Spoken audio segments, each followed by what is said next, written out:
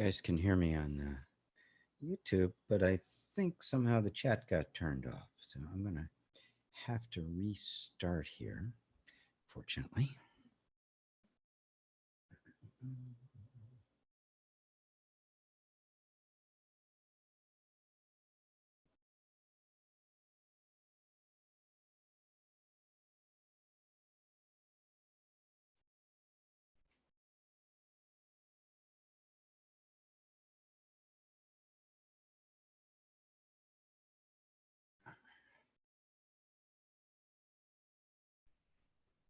Fortunately.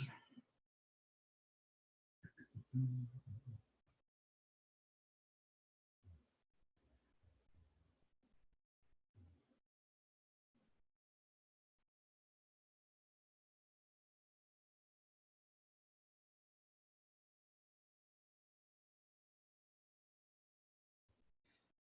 going to let you listen to one of my meditations while we're waiting to get started in about, looks like about a little under 20, maybe 25 minutes. The chat is working.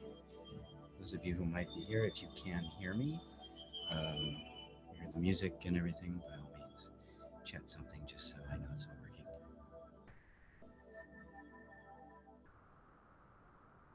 As in all the Just Allow It courses and meditations, let's start with simple body awareness.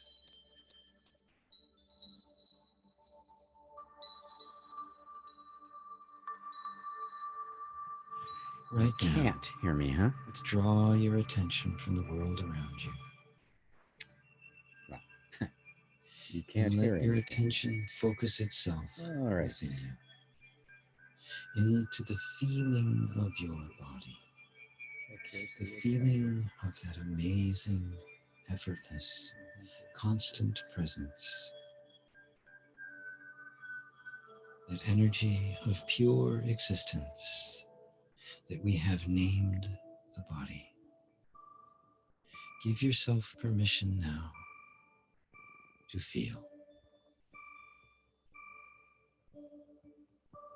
Give yourself permission to allow yourself to be what you really are. Today, right now, I choose to accept everything, just as it is.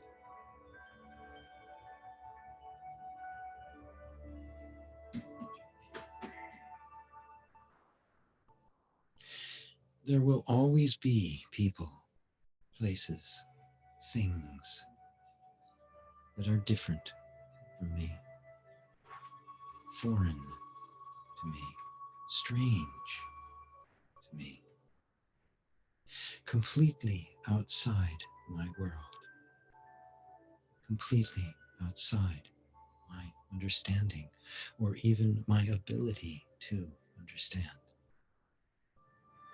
I accept my ignorance and default to love,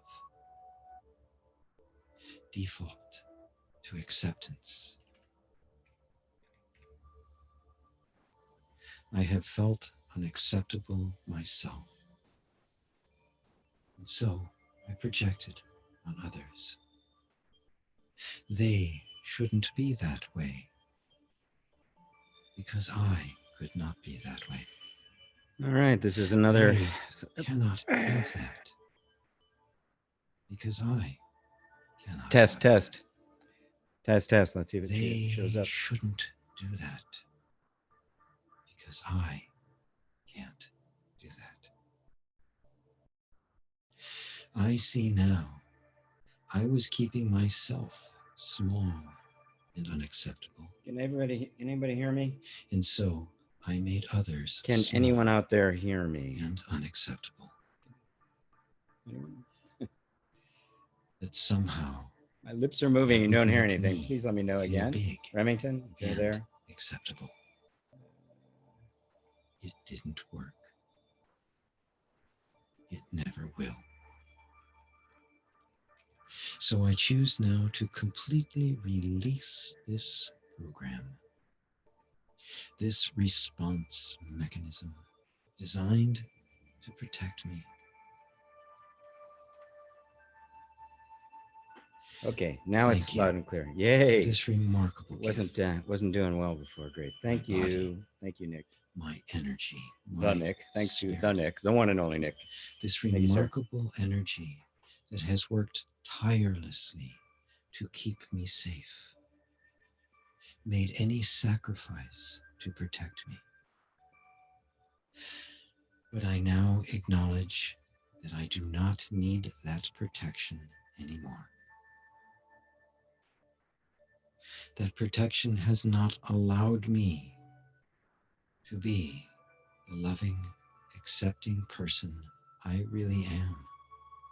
It has not allowed me to express the love and acceptance that is my nature. I choose now to allow my natural loving nature to emerge fully, without limit, without prerequisite, without apology or equivocation. And now I extend to everyone the one thing I so wish had been extended to me: total and unconditional acceptance. I no longer need the programmed response of judgment, of criticizing, of condemning, of condescending, of assuming the worst about others. I choose now to let go of this posture and just allow my natural love to emerge. Something deep within me knows we are all acceptable. We have all been squeezed out of our natural shape by the same force, the urge, the impulse, the mandate of self-protection.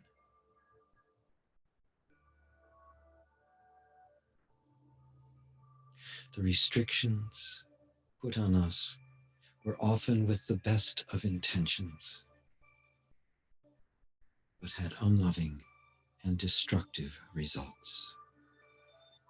I acknowledge that we all want the same thing: lasting, permanent happiness, freedom of expression, safety without bondage, and acceptance just the way we are, without conditions, without restrictions. I choose now to be that.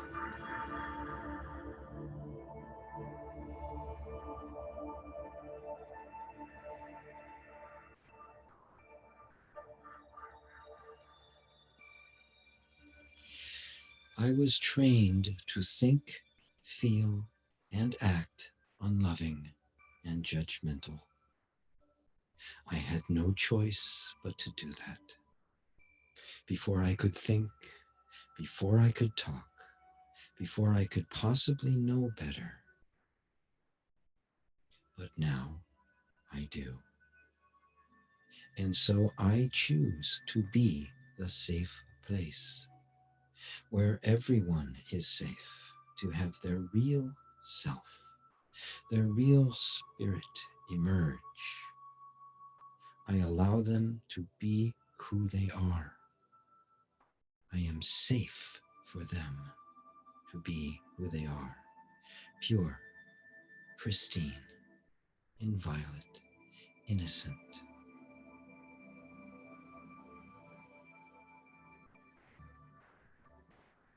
Innocent.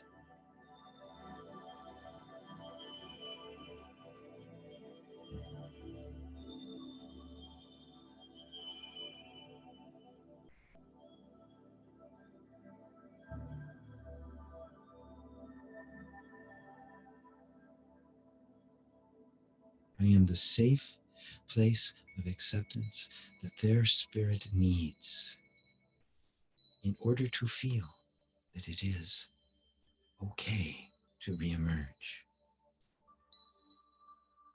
I allow my nervous system and all that is within me to move now to a higher plane, to organize around a higher principle, to move away from maintaining the denial of acceptability to the place of total and unapologetic acceptance. And I instruct well, my we're nervous waiting to system get to started here. remove I was just all playing of the a behaviors, meditation for you all to responses, enjoy. programs, beliefs, and vows that have made me less than totally accepting. For that is not the truth of me. That is not my nature. And it is time for my true nature to emerge. It is time for the true nature of us all to emerge. I now instruct my nervous system that it is safe. It is safe to accept others. Thank you for protecting me with this judgment and distrust, but I do not need it anymore. It is time to let the real me come out and be seen and be felt, and to embrace all. The loving me, the me that accepts everyone and everything as they are. Thank you. I love you.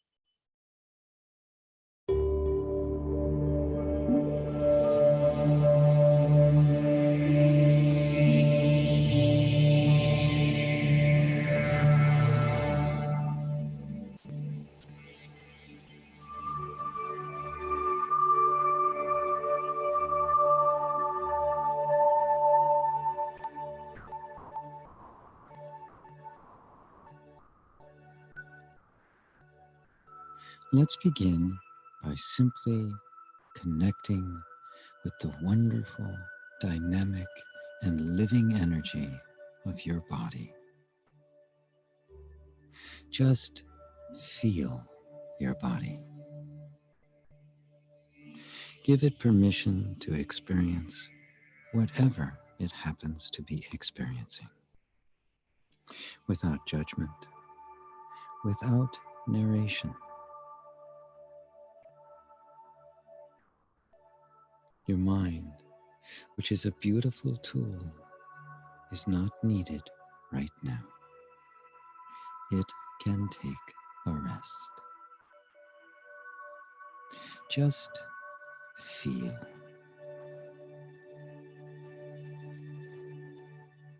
It doesn't matter if what you're feeling is good or bad, happy or sad, comfortable or uncomfortable. We're not here to change anything. We're here to simply be present with what is.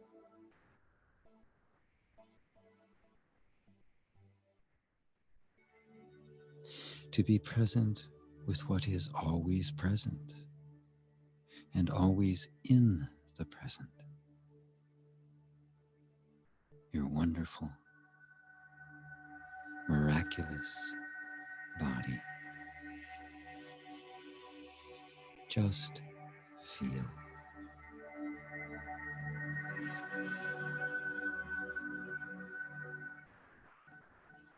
And now let us allow for joy. Where does joy live? Where does it take up its residence? Is it in the things we pursue? Sometimes so desperately. Is it in the people we are with or want to be with? Is it in the success we've known? The achievements we've accomplished? Those are all wonderful. They bring great blessings to our lives. But are they the source of joy? Are they the source of lasting, permanent happiness? Is my happiness, my eternal happiness, dependent on things that come and then go? Do I spend all my precious energy and heart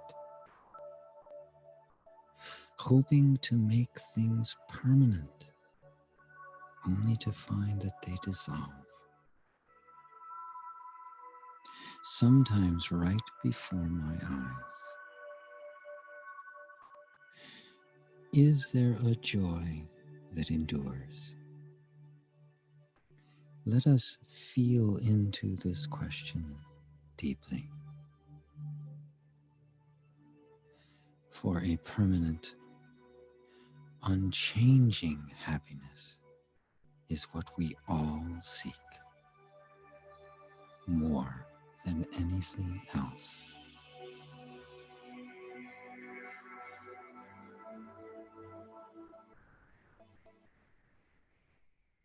So as we are now in this state of allowing your body to just feel, allowing the emotions and sensations to just move through it unrestricted, ask yourself deeply and with an open heart,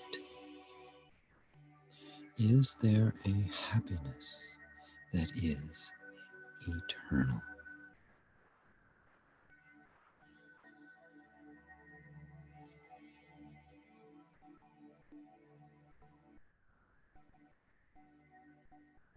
Now let us do this with a great inner allowing, in the spirit of inner reconciliation.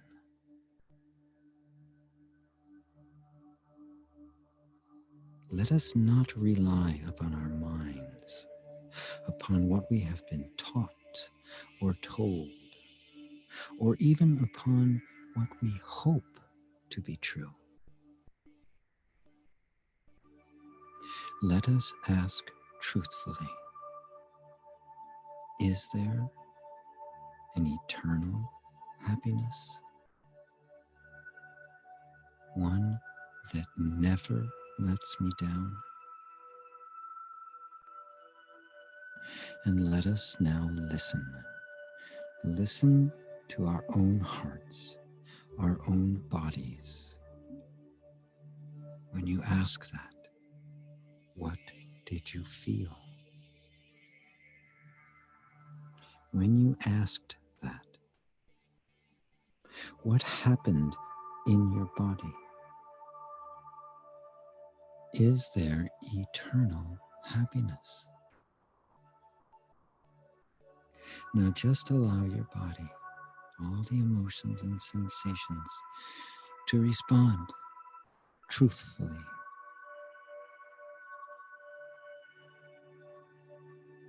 If your mind tries to offer a solution, just say thank you. But I don't need you right now. No explanation is required. Just bring your attention back to the source, back to this place of perpetual truthfulness. Your body has no agenda. It has no judgments. It is very, very simple. And it is hopelessly truthful. And it is completely centered right here in the here and now. So what do you feel when you think these words? Is there eternal happiness?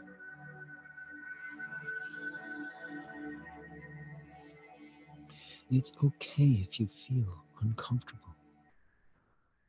If you feel an impulse to look for an answer, that's all okay. We're allowing your inner world to be what it is. We're not asking it for a perfect answer, just an honest one.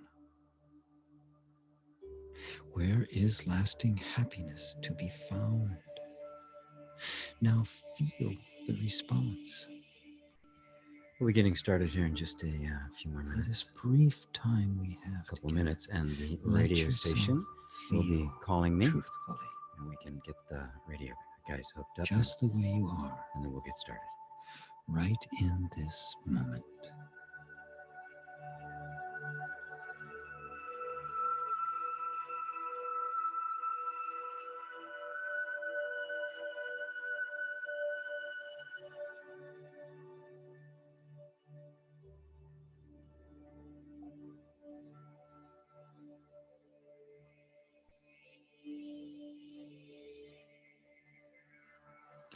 Now, there may be some tension running through your body, maybe a feeling of resistance, a clenching or a tightening in certain parts.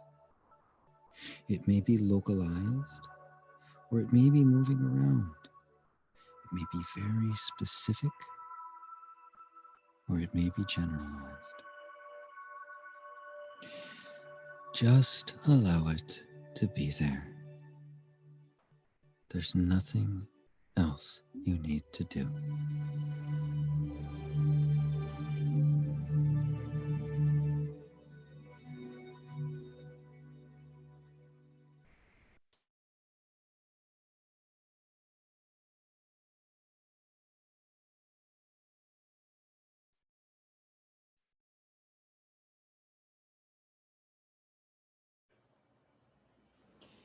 Alrighty, folks, we'll be getting started soon. Any minute now, the radio station will be calling, and I see some.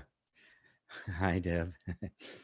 This is great. I see some faces from two people I actually went to high school with. I think one of them I even went to grade school with. Maybe it's because I posted something in the alumni forum today on Facebook about a play we were all in 7th grade. All right. Hello, sir. Well, hi, GP. How are you? Very good. You can hear me good. All right. Glad to hear that. The heat isn't overwhelming anywhere. No. No, it's actually quite nice. Yeah, it's quite nice. We're good. And we've got about a minute 22 in their show. Did you want me to go straight into your intro, or do you want me to play your radio spot? Yeah, play the radio spot after if it's right after Shri and Kira. So do the radio spot and then come right into the intro? Yeah, that'll be good. Yeah. See if we I'm can. sorry, you're breaking up pretty badly. That'd be perfect. I want to see if I can capture some of their audience. Okay, perfect. Yeah, great.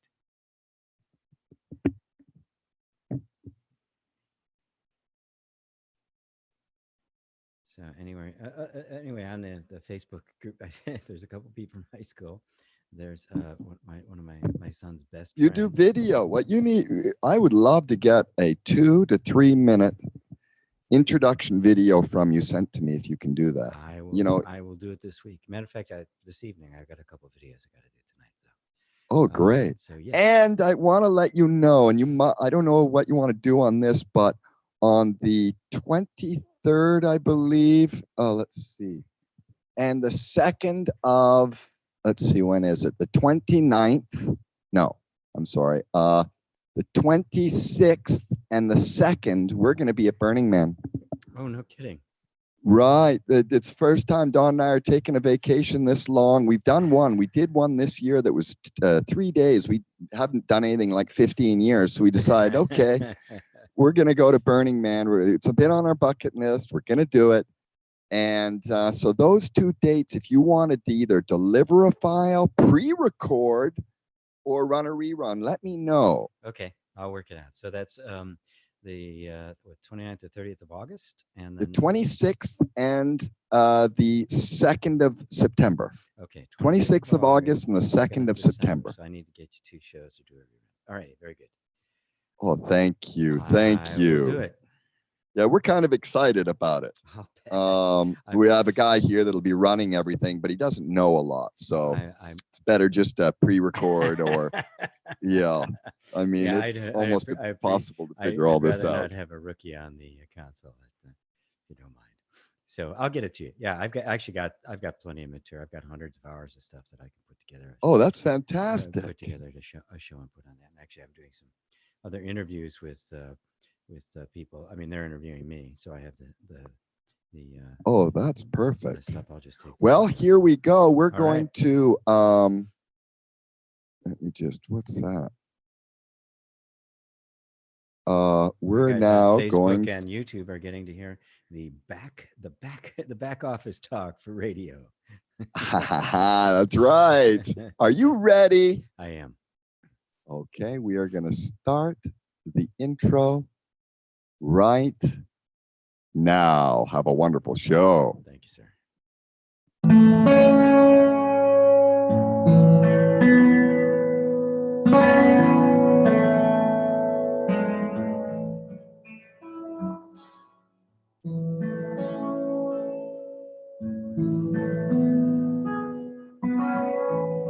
Hey, everyone, and welcome to this week's episode of Satsang with G.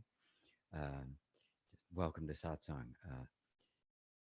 I see many new people joining today, and really a special welcome to the people who may be hanging out after Shri and Kira. I'm delighted you wanted to check it out. Um, for those of you who may be new to the idea of satsang, it's an ancient practice that started in India, and it's simply a dialogue between a spiritual teacher and a student.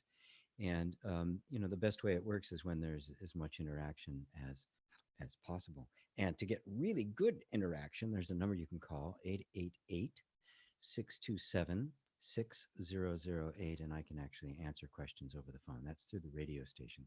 Otherwise, if you're on Facebook or on YouTube, which we are broadcasting also on, you can just type your questions into the chat, which I already have one. So again, if you want to call up and talk to the radio station, it's 888-627-6008. And I remembered it right at the beginning this time, which is like really good because normally I forget.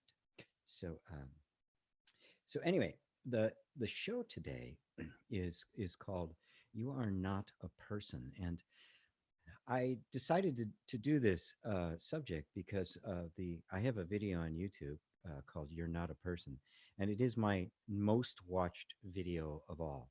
It's also got the most comments. It's also got the most thumbs up and the most thumbs down. A lot of the comments, it's kind of controversial, and so most of the comments are good, are flattering. But there's a few that are really very pointed, and a couple that are even nasty, which is great. I love having the discussion. So, but when I talk about that, what I'm trying to refer to is most of us walk around with an image of ourselves in our minds, and we think that's actually who we are. It's a little like saying, I'm gonna take my car down to the store, and you're just thinking about your car. You can't take a thought to the store. You have to take the car. And this is the way we act, though, because we've all been sort of constrained into this psychological version of ourselves. And of course, that's the reason why we feel constricted, we feel constrained. It's the reason we start on a spiritual path at all. Or even if you start on the path of self help and personal development, it's all motivated by the fact that the idea you have of yourself is too small to be comfortable. It just doesn't feel good. And of course, it shouldn't. I use the example of the whale in the swimming pool. You're, you take a critter that's used to traveling thousands of miles a year, the entire world of the ocean, which is, the bulk of the surface of the planet, and you stick them in a swimming pool, they're not going to be happy. I don't care how much you feed them, how well you take care of them, they're simply not going to be happy. And the same is absolutely true of you. We were not meant to be constrained within the limited, narrow focus, the little prison we've created in our minds as to who we are. But we're really stuck there. We think that is actually who we are. And then we set on the spiritual path, or the path of self-development or self-help or self-improvement, or maybe, even more success, or learning and education. Every one of these paths is an attempt to try to improve this this this thing you've created, not realizing that the idea itself is wrong. And so no matter how much you improve yourself, there'll be a little bit of liberation, a little bit of freedom. We'll feel a little bit better about ourselves. And then it'll happen again. That feeling of constraint will happen again. This is inevitable. And the only solution I've ever seen, the only solution I've found, is the recognition that this person you're trying to improve isn't who you are. In fact, that person doesn't even exist outside of your own mind. And that sounds very radical and very revolutionary and, really out there. And for a lot of people, oh, that's that non-dual stuff, which it is. It is that non-dual stuff. But just realize that when you're very young, when you're a kidlin, there were a lot of limits on you. There are limits of your own body. A lot of stuff you didn't even, it took a while to even learn how to get your hand to your mouth so you could eat, and later on ride a bike, tie your shoes, all of the things that, because we're getting used to these bodies and how they work. But there's also all sorts of restrictions put on you as to what was allowed and what wasn't by the environment in which you were born. And so what you could do and what you couldn't do had nothing to do with who you are and what you were capable of. It had everything to do with what was acceptable to your tribe. And at first, the tribe starts out as just mom, because you're in a body. Then it becomes mom and dad and siblings. And then it becomes the larger family, and eventually the community, and then the country, and organizations, and religion, and school, and peer groups. And it just gets bigger and bigger. But every single one of them has their rules as to who you're supposed to be and who you're not supposed to be. And the problem, none of us get through this unscathed. None of us have such a confidence in who we really are, a conviction of who we are, because you can't when you're that little. So over time, as the sense of self develops, which we also would call the ego, but it's not a bad thing. I don't use the ego in negative terms usually. As that begins to develop, it's developing within an environment that's already totally constricted. So the self-image develops out of the constricted environment. As a matter of fact, the development of the self-image, the development of the ego, the thing that it does for the energy and for the nervous system and for you is to strike a balance, is to solidify a balance between you and the parts of you that are all suppressed, that you're not allowed to express, and the environment, to the point where it's the perfect way to keep them suppressed. That's not who I am. I can't be like that. And this happens right out of the womb. It actually happens inside the womb as well. It responds to there's all sorts of evidence that these things are happening even before we're born, even before the nervous system has developed. There is stuff happening that's making an anticipation of what's going to be in the environment. Somebody said is the sound is a little bit low, so could be me. Hold on. So if it gets too loud for somebody else, I just pushed it up a little bit. If it gets too loud for somebody else, please let me know. I've got all these buttons and dials here. I'm trying to regulate so the sound is consistent on 3 platforms. Thank goodness I have a bit of a technology background. So to me, as a spiritual teacher, the most important thing is to discover the truth. What was there before the conditioning took place? What is the real you that has been stuck in a corner somewhere that's only been able to come out in bits and pieces, or maybe not at all? You know, and of course, the environment in which you grew up isn't there anymore, right? So all of those restrictions, all of those things that were imposed on you, are now being self-imposed, and the number one way they're self-imposed is through our sense of identity, who we think we are, the picture we're holding in our heads. That picture is what I refer to as the person,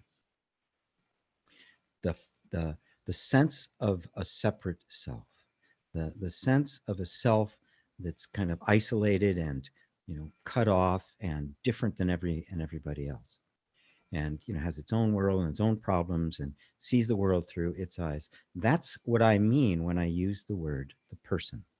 So you can be really clear about that, because most people think they are a person, this individual being that's functioning in the world. And the whole point of spiritual inquiry is to discover that that's not actually true. The person is 100% a construct of the mind imposed upon our genuine experience, the genuine reality of what's there. And and as many of you have probably already discovered, that consciousness, the mind, is extremely powerful. So when it believes something thoroughly, it literally filters out any evidence that contradicts it, and it amplifies the evidence that confirms it. This is why they say in metaphysics and law of attraction circle, you create your reality. I disagree with that in the sense that reality is reality, right? I mean, it's, you don't create it, it's what is, right? We discover reality, but it certainly does create, color, and amplify our experience. So if I believe something strong enough, I'm literally going to see the evidence of it, not because there isn't equal evidence for the opposite of it, but because I have really trained my whole mind and nervous system to focus its attention there. And the focus of attention is what creates our sense of experience, right? Because our attention is not infinite. It has boundaries. It can only see so much at a time. And the cognitive part of us, the cognitive mind, can't process that much information at the same time. It simply can't. It can't process a fraction of the amount of information that's actually being received by the nervous system. And so there has to be these very elaborate filters put into place in order to filter out what is not, quote unquote, important, what is not true, quote unquote. And that is what makes up the belief system. That's why when, you know, if you believe strongly in something and somebody comes along and presents a different view, you feel a little threatened, you know, even if it's, you know, kind of an open discussion. And of course, fundamentalism, that's what happens. You're in this position. Anything that contradicts it feels like a threat, because the nervous system is actually interpreting it as if it is a threat. Okay, so now what does all this have to do with you are not a person? Just do a little exercise right now with me, if you would, and just imagine that we've just kind of walked into this really small room, and there's no room in this room. It's so small. There's no room in here for any one of the ideas you have about yourself. There's no room in here for the past. There's no room in here for the future. No memory, no anticipation, no associations, no language. Right? Completely in the present. Absolutely no references to anything except what's right here and right now. And just try to be aware of what is absolutely here, even though you don't have a name for it, you have no memories about it, maybe even can't identify it. I mean here by in here, just within your own self. Now, the flow of sensations is continuing. Of course, it never stops. The flow of thoughts continues, the flow of emotion. Those are all happening, right? But don't associate with any of them. Don't get pulled into a story. Don't let the story cascade. Just stand back for a second. Just watch it happen. And notice that even when there's no memory, there's no name, there's no form, you're still here. You can't identify yourself, but you're still here. You're still present. You're still cognitive. Everything is still quite vivid, quite present, quite going on. Yet there's no story about it. It's pure experience. This is what Eckhart Tolle refers to when he talks about the now. Because right now, when you just experience now without any association with the past or the future, no anticipation of what this now means for the future, no idea of where it came from, the experience is pure. It's absolutely pure cognition. It is pure awareness. Sages and deep spiritual teachers would say that is liberation. That's it. That is all there is to this mystical word enlightenment. You are present without a story. And if you look really closely, you'll find everything you believe about yourself is the past. It's not here now. Every thought you have about yourself, the image you hold of yourself, is a memory.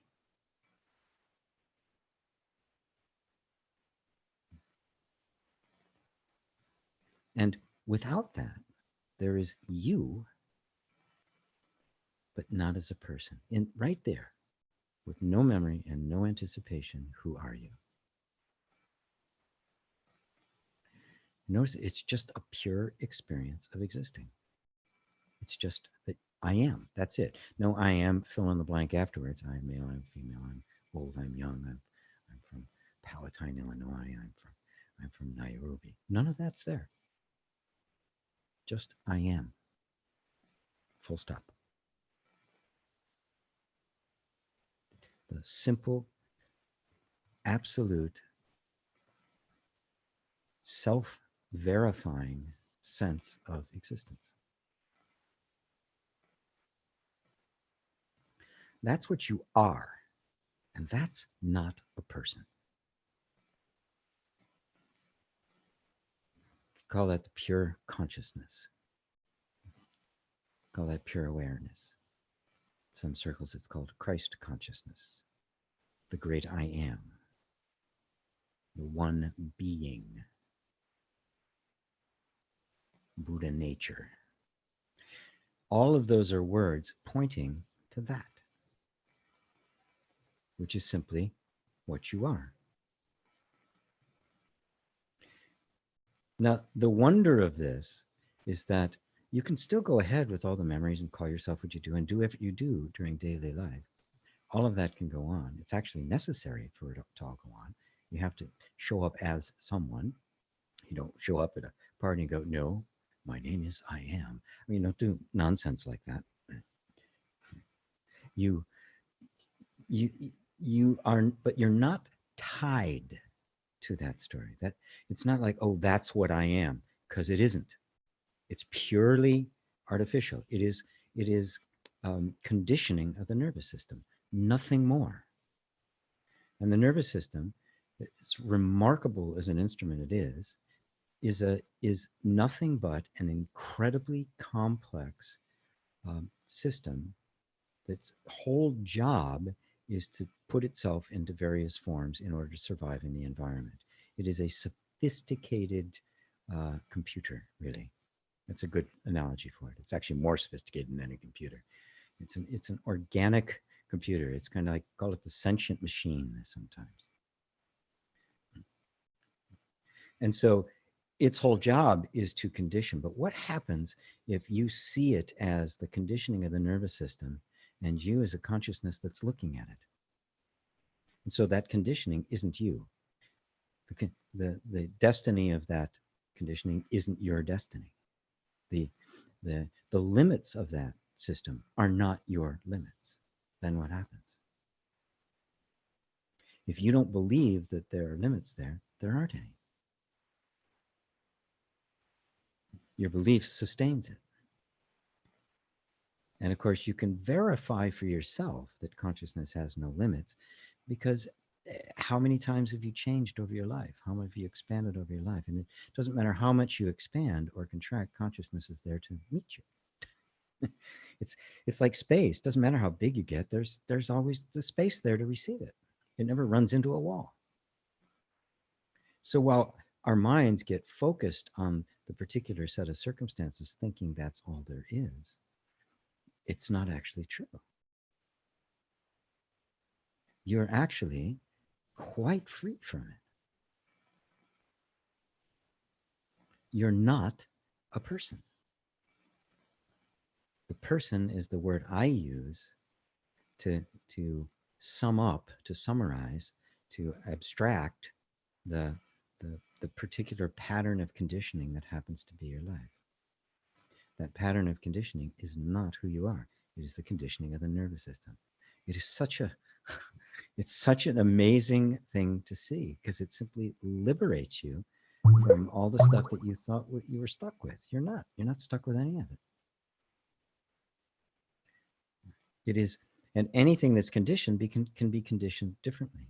Somebody had one question here about, is it possible to rewrite the programming of the person? If so, how? The answer is absolutely yes, obviously, because the moment you don't believe you're the person anymore, it becomes flexible. If I am the person, I'm now fighting with myself. You see the difference? If I'm really identified with this person with all these limitations, then everything I do is going to be an attempt to overcome the limitations. But underneath that attempt to overcome them is the absolute conviction that I'm limited. So as long as that's there, there's the element of the feeling of limitation. There's simply no way to overcome it. You'll change it. You'll reframe it. You'll put it into a different form.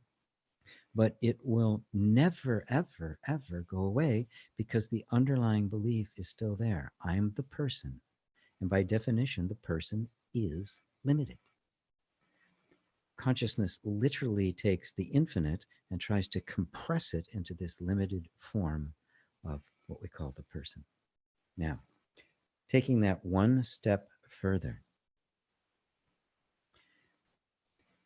the person is the sense of identity that has been projected on the conditioning.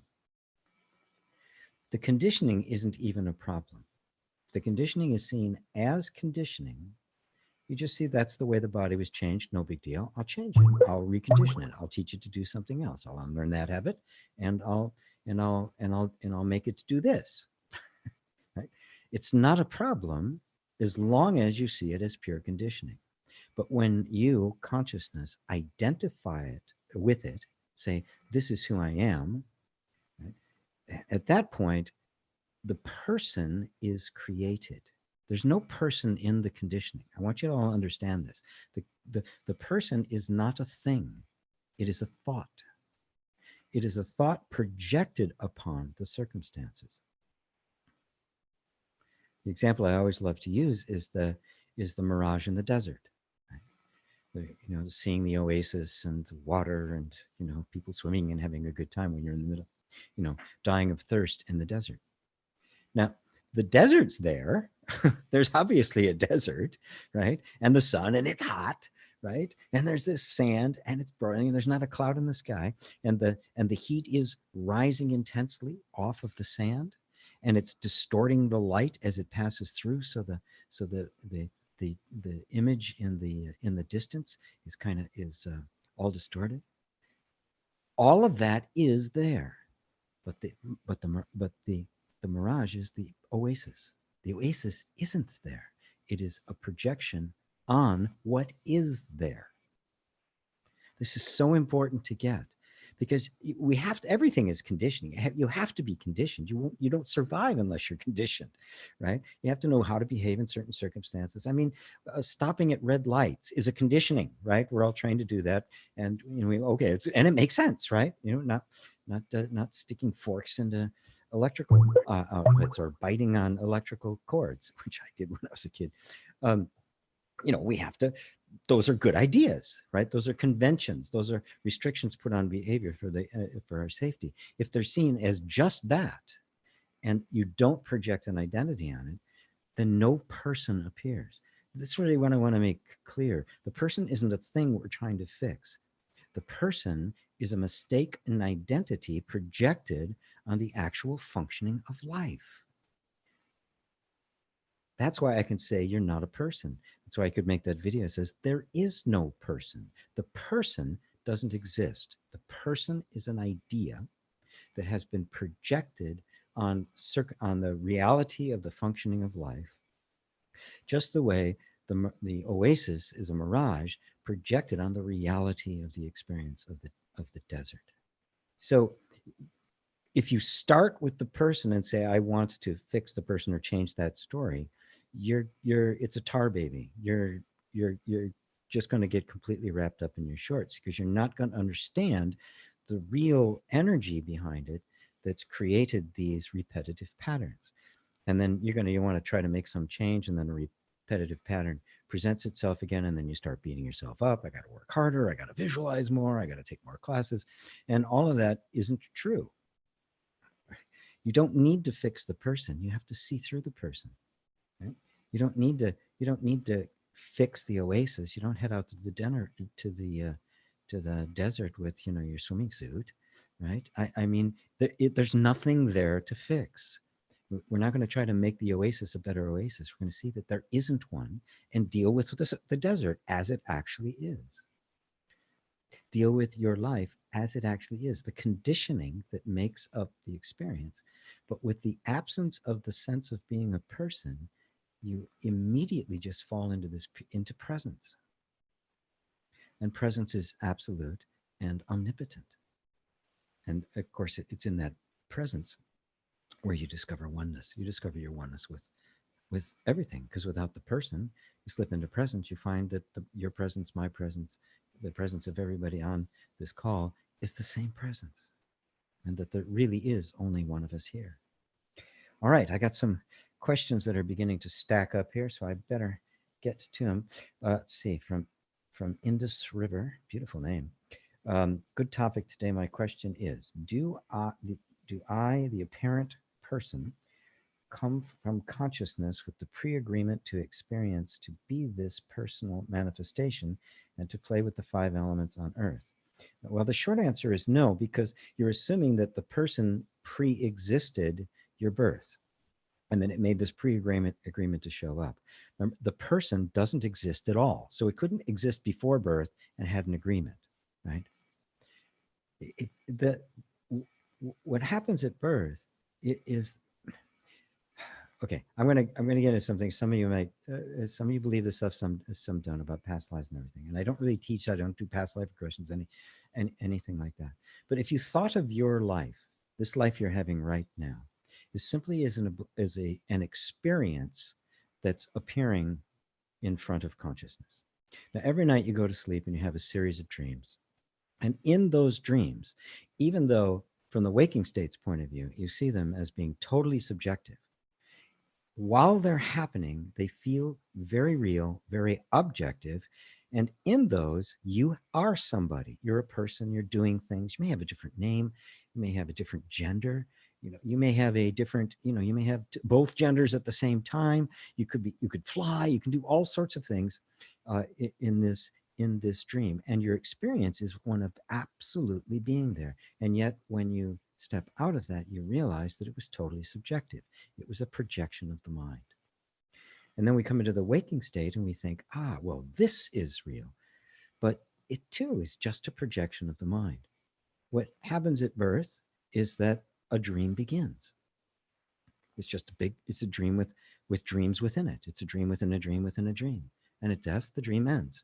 And then there's this blank period of different kinds of experiences. And then another dream begins, until you realize that you are not the one in the dream. You are the ultimate dreamer. You're the one who's experiencing it.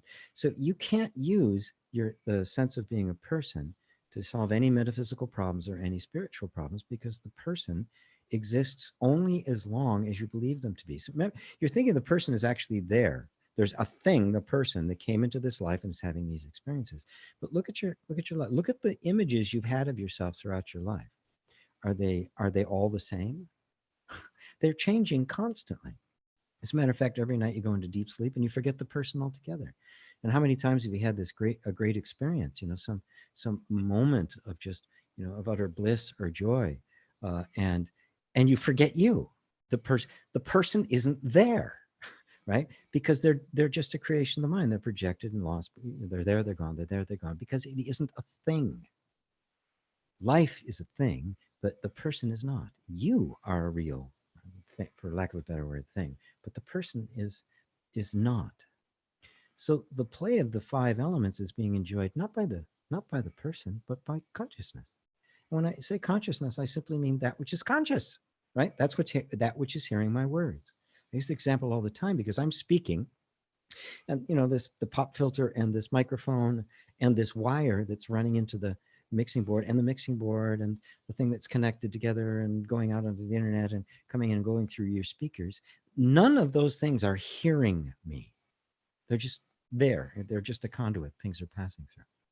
And I'd say the same on the other side. Your speakers aren't hearing me. Your ears aren't hearing me. The auditory nerves aren't hearing me. The eardrum isn't hearing me. The part of the brain that processes sound isn't hearing me. You are. Something is hearing. That something is pure consciousness. That's reality. That is what you actually are. But that consciousness projects itself on all sorts of things. And when it does, there seems to be a person emerging, but like in a dream. You're not the person in the dream, right? You wake up and go, oh, wow. Sometimes it's like, boy, I'm glad I'm not. That was terrible. Or, no, let me go back to sleep. That was wonderful. I want to do that again. But nonetheless, it's not you. And the person in the dream doesn't wake up, The guy on TV doesn't change the channel. You sitting and watching it do. Oh, I try to drive this home over and over again because it's so critical. You are not a person. You are not your thoughts. You are not your feelings. You are the experiencer of them. And that which is experiencing them is not lost in them. Oh, hope that answers your question. Let's see. I got the sound fixed. Very good. She's live streaming me in a chat room. Oh, right. Great. So there's other people around there. Fantastic. GP, is it possible to rewrite the programming? I think I answered that. Not unless you're not the person. If you are the person, how does the person rewrite its own program? The program it's going to try to rewrite is going to be based on the program it thinks it is. This is really kind of the problem with self-help. The one you think you are is trying to design. I mean, the self we need to be liberated from is trying to design its own liberation. How's that going to work, right? The small sense of me is trying to imagine what it would be, what the great, a perfect life would be like. It's just going to be based on the small sense of me. Like I use the example of the caterpillar, envisioning its perfect life. It's just green everywhere and no predators, and he can just crawl to his heart's content, and all the leaves are close together so he doesn't have to worry about falling. The idea of realizing that its destiny is to be a butterfly is just inconceivable. It doesn't have to worry about falling off leaves. He's got wings, flies, right? So if the new version of yourself you're trying to create is coming from that same place, how successful is it going to be, right? Let's see what else. I became aware of you a few weeks ago. I'm enjoying your plain talk about these topics. Oh, one is non-duality. Thank you. Great, Cheryl. Wonderful. Remington, I was at Ace Hardware back home. Oh, okay. Welcome home. Open to it. But what do you say? I partner with me or something. I pretty much delayed it. I'm open to I'm not quite sure what the question is there, Remington. If there is pricing a self-made home.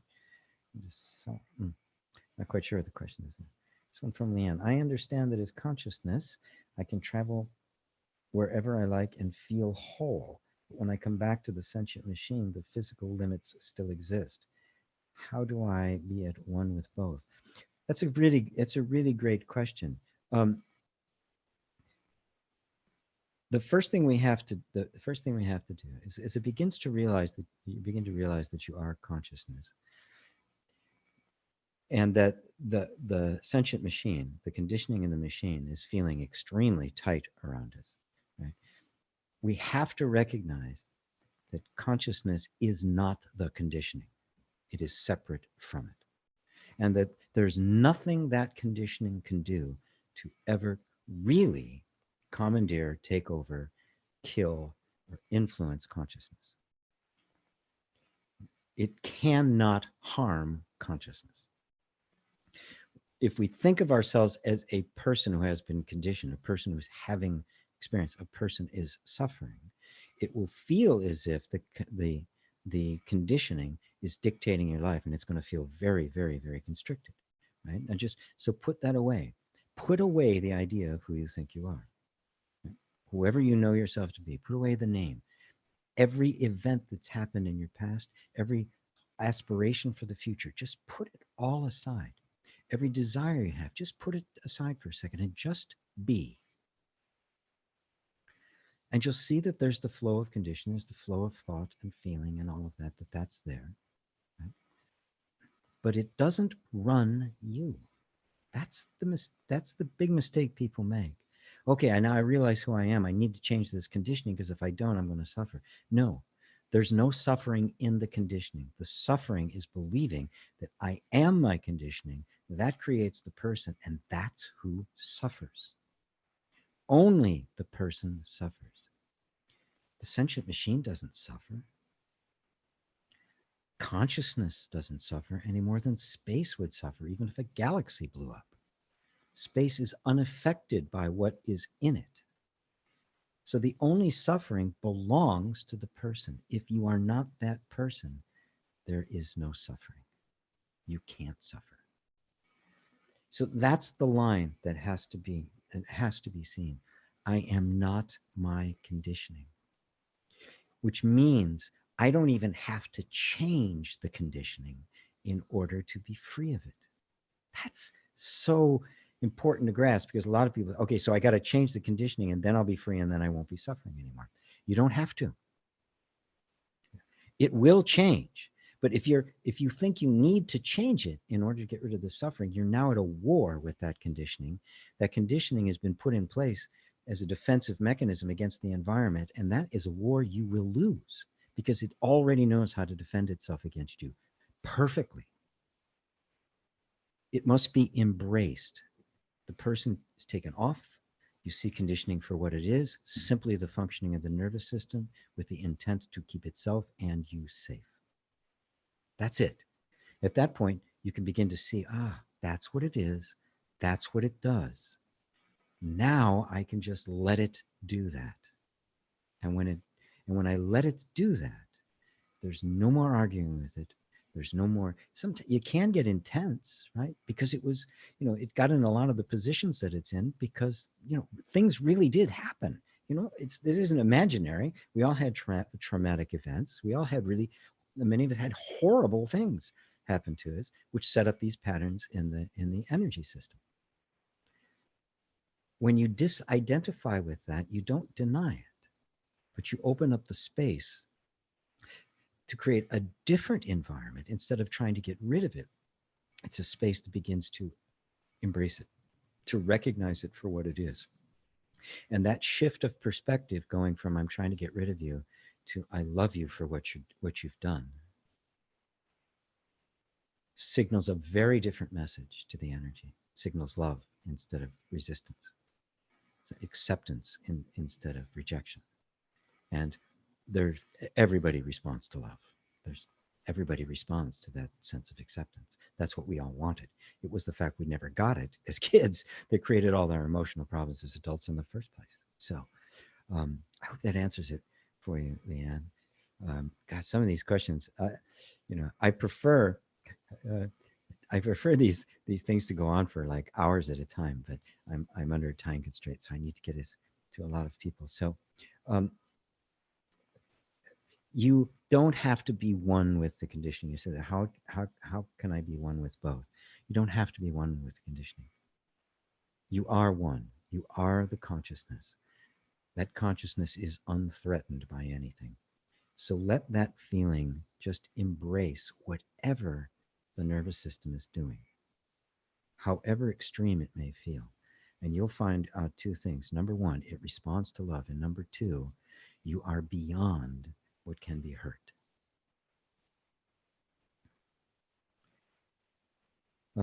Let's see. Oh, end of server. That something is saying thanks.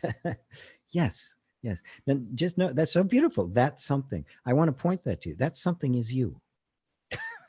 Whatever it is. And you know, we don't know, right? I can't judge the experience. We could all be having a group hallucination right now. We could all be on an ayahuasca trip somewhere.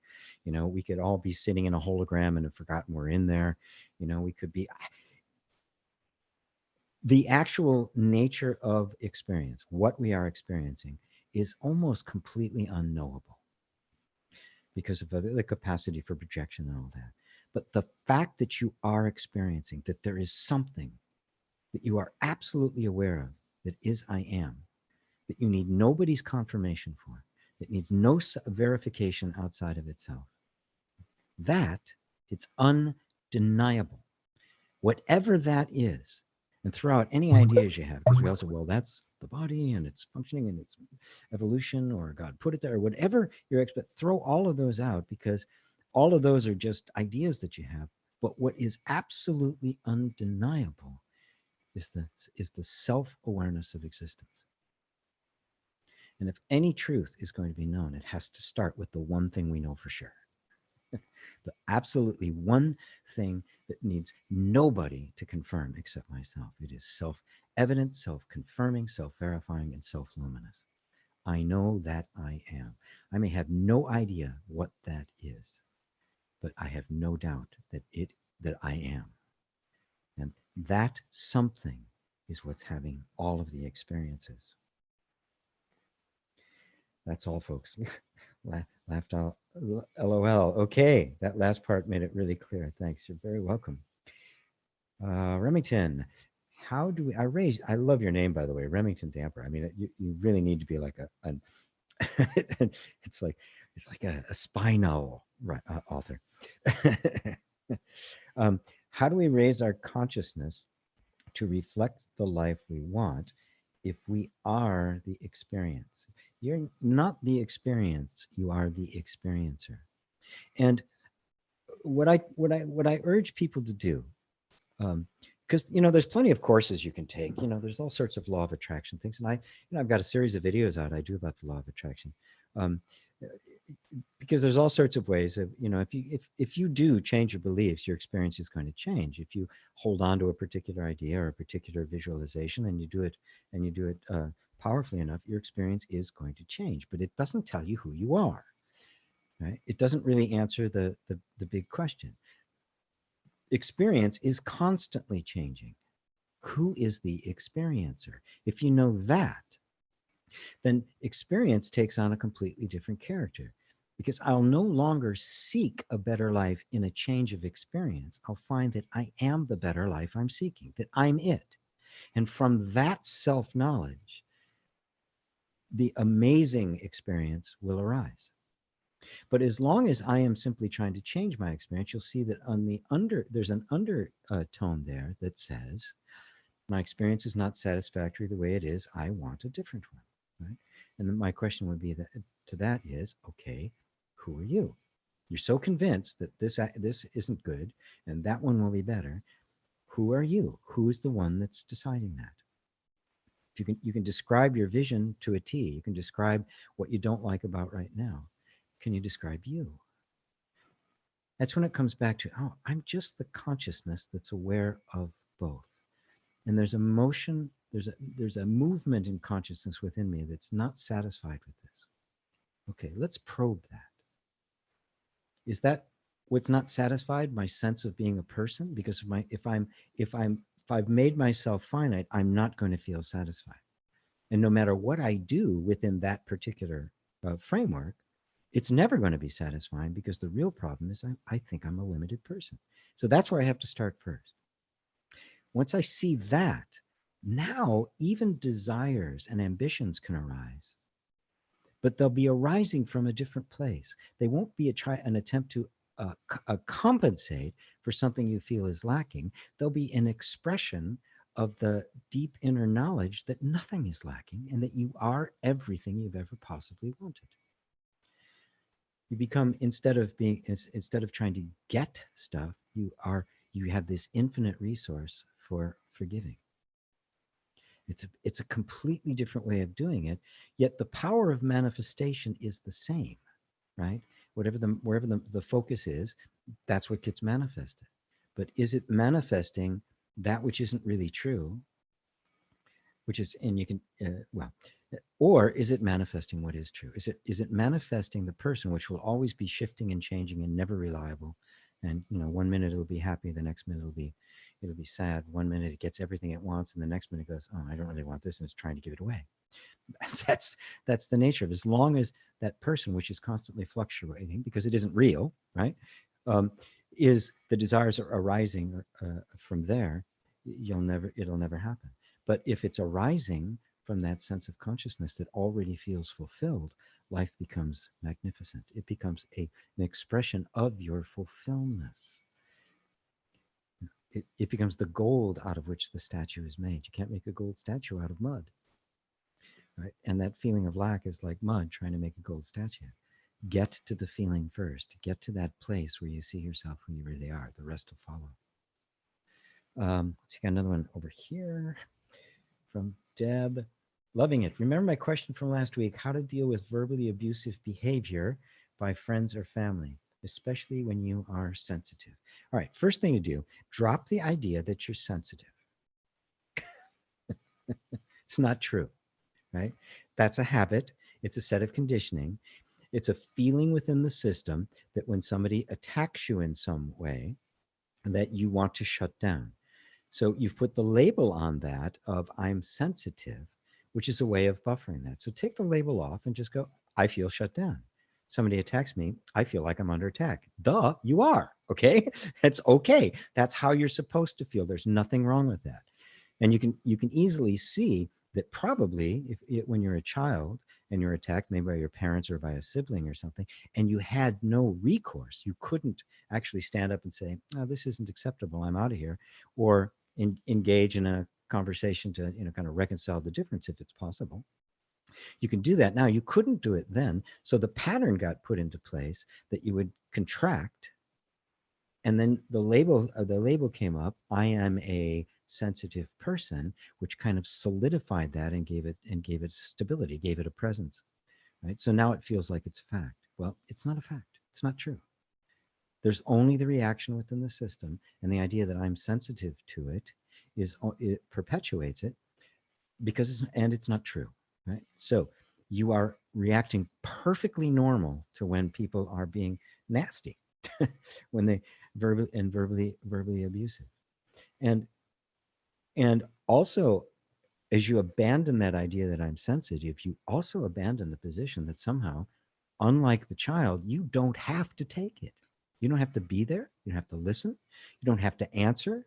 You don't have to have anything to do with it whatsoever. You become powerful now because you're not in a story anymore. You're present.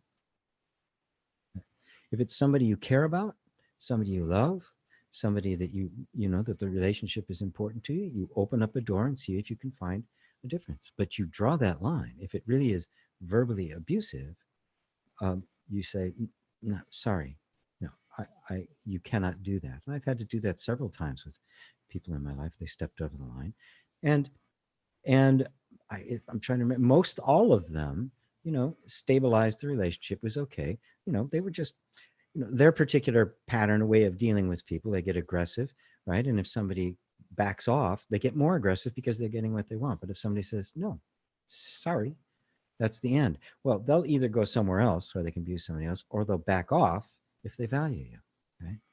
So this is to step outside of the person is to become powerful because you're no longer subject to the conditioning. You can see it. You can see the reaction within you.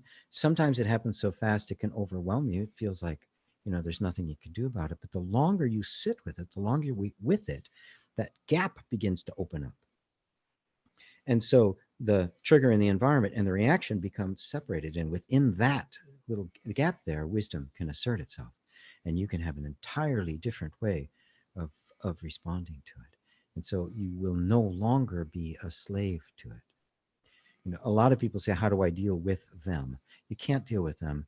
They're their own robot. They're their own pattern of conditioning, and they've learned to work in the world in this way, and it's worked for them, right? When it doesn't work on you, only one of two things can happen.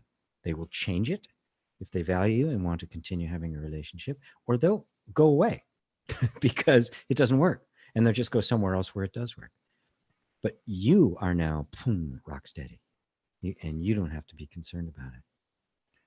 So I hope that answers the question. It's very, very powerful. Can you then speak about shadow work? This is from Rajni Banvi. Another beautiful name. Yeah, I mean, shadow work, I mean, it originated with Jung, right? A long time ago, which is really, it's really beautiful stuff. Jung was a little too analytical for my tastes, even though he was way less analytical than Freud. Matter of fact, Jung, when he visited India, was going to visit Ramana Maharshi, and he decided not to. He was afraid. He said he didn't want Ramana completely, blowing away everything that he stood for. Very interesting. He said that himself. So anyway, the shadow work. When you are alienated from your feelings, that is, certain feelings are okay, certain feelings aren't okay, and the person is actually the vehicle the nervous system created in order to keep the negative things down and to amplify the positive, right? And consciousness identifies with that. Now, voila, you have a person, right?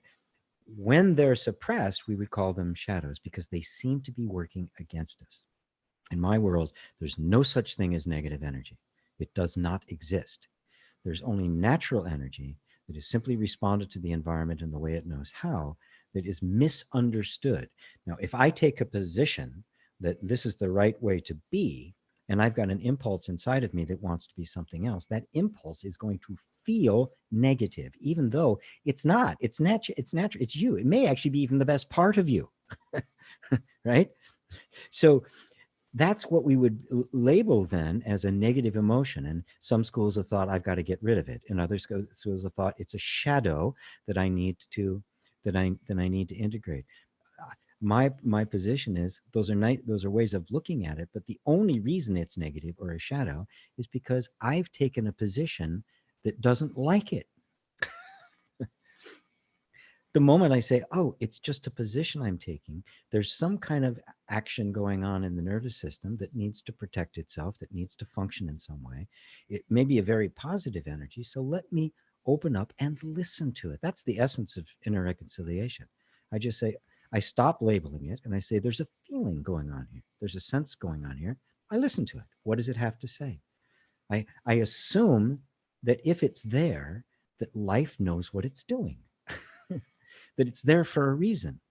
And it isn't there just, hanging out just to mess up my life. It isn't just, little gargoyle sitting there just waiting for me to walk by so it can jump on me and say, gotcha, I'm going to wreck your life. It's not that, right? It's us, it's you, it's your own nature. But because of the way conditioning has worked, part of you has become unacceptable. When the unacceptable parts, which can't go away because they're you, begin to surface and voice themselves from the position that we've assumed, they look as if they are negative or shadows, but they're not at all. They're just you. If you create a different environment, one in which is completely open to whatever you happen to be feeling, whatever you happen to be experiencing, there's no such thing as a negative emotion. There's no such thing as a shadow. And everything is allowed to come up, get its right and natural expression, interact with all the rest of you, and have its life. And then you find that every one of these energies comes up, lives its life, and dissipates, goes away. Some are recurring, depending on, maybe there's a certain amount of creativity or clarity or things like that. Certain things kind of repeat themselves, but every single instance of a feeling coming up just comes up, does its thing, and leaves. If you don't resist it, it just comes up, does what it has to do, and goes. That's a harmoniously functioning system. So there's no such thing in reality as a negative emotion or a shadow or any of that. Those are all ways in which we've characterized things that we have disowned. When you see that, everything begins to become welcome. And I say begins because to begin to welcome what you weren't welcoming before takes some time and some practice. That's what I teach about in inner reconciliation. That's what the whole thing is about. And you can actually get a free course if you want to go to gpwalsh.com/IR. There's a whole 2-hour workshop for free called You're Not Broken. And it explains everything I'm talking about here in depth so that you can begin to reacquaint yourself with what in fact is nothing other than your own nature. That you have, because you have assumed yourself to be this person, right? This is allowable, this is not. So then your nature has become unacceptable to you. Which to me, the essence of all suffering is a conflict with our own nature. But the conflict's artificial. It's not real. It isn't at war against us. You know, life is not at war with itself. And nothing life does, or you can call it God if you like, just simply does not make a mistake. So, okay, loving it, says Deb. Oh, remember my question. Okay, so we got to that. Any more over there, over here? Okay, so here we have, how am I doing on time? Oh, wow. I think we're going to be closing in on the last one here. Okay, from list minus V. Dear GP, how will we know that we will be at a place of having embraced the conditioning nervous system, if that makes sense? You'll feel peace and happiness. You'll feel contentment. You won't feel conflict. It'll feel peaceful and still. It's very simple. Yeah, it's very easy, and it's very easy to get to because it's just love, and your nature is love. You're going to find this is way easier than even it sounds. I mean, me explaining it, it's actually more difficult than doing it. So I hope you'll take some of the classes. So anyway, and she follows up. Got a big heart from Indus. Thank you, Indus. And she follows up list minus V. So we must act as opposed to reacting. Difficult. Thank you. Yeah, I mean, but don't turn it into a decision. I've got to act now. Instead, let life flow. Right?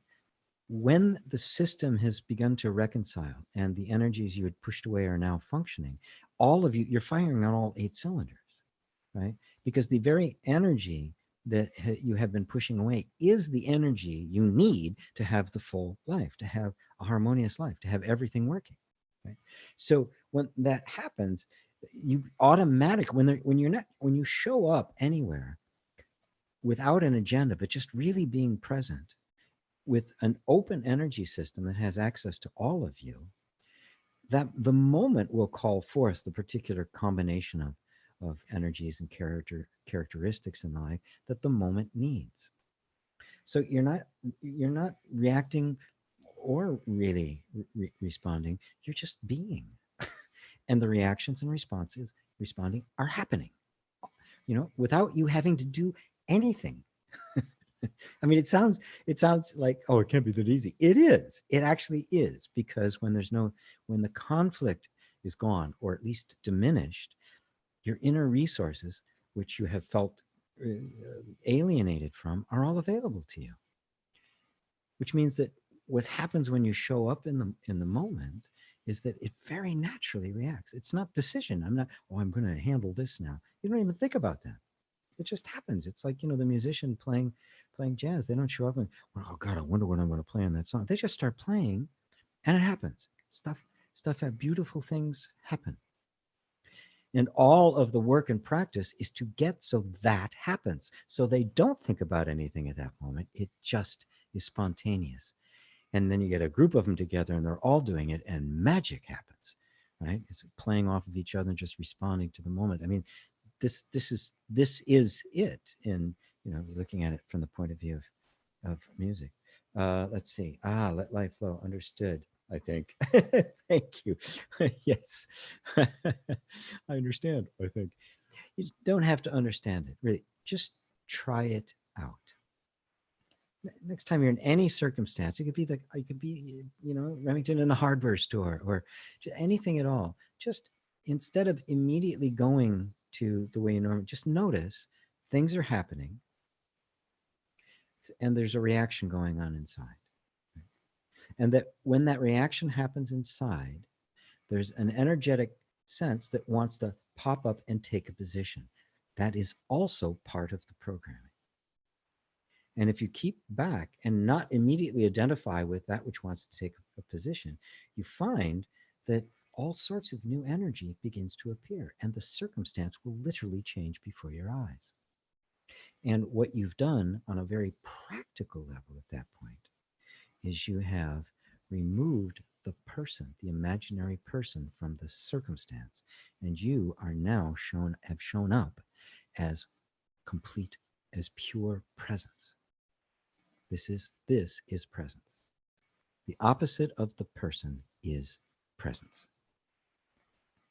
You are just there, fully as you, not as an idea of you, not as somebody that you're acting out, but as you, as the real you. And you don't even need to know what form that's going to take in the moment when you show up there. You don't have to, any more than the jazz musician has to know what notes he's going to play on this song.